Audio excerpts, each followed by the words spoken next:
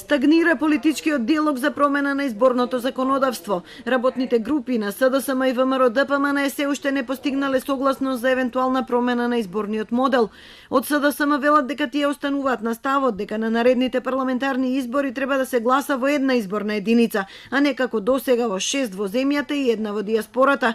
Тврдат дека се уште чекаат одговор за ова прашање од ВМРО ДПМН и дека не би сакале да иницираат измени на изборниот законник без меѓупартиски консензус. Ние се залагаме за промена на изборниот модел, во кој што ќе го трансформираме сегашното гласање од неколку изборни единици во една изборна единица, каде што граѓаните би имале право и на преференцијално гласање. Но се разбира, за тоа да се случи, потребна е согласност и консензуси од останатите политички партии. Се додека ВМРО ДПМН калкулира и тактизира по тоа прашање, не може да кажеме дека имаме конечен одговор во однос на тоа.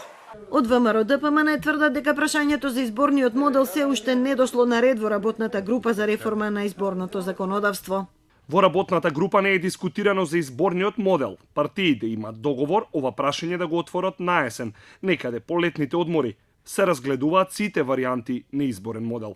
Изминатите месеци опозицијската партија неколку пати посочуваше дека мнозинскиот модел би можел да биде добро решение. За пропорционален модел без двоумење се залагаат малите партии, но нивните шанси да освојат пратенички мандат со собствена листа ќе зависи од изборниот праг. Доколку тој е 3% или повеќе, голем број од нив ќе останат надвор од делбата на пратеничките места. Досега двете најголеми партии постигнаа договор за составот на ДИК. Во новиот состав тројца члена и председателот ќе бидат од опозицијата, а 4 од власта. Пред ваквиот избор во собранието треба да се смени изборниот законник и да се врати ова решение како преодно.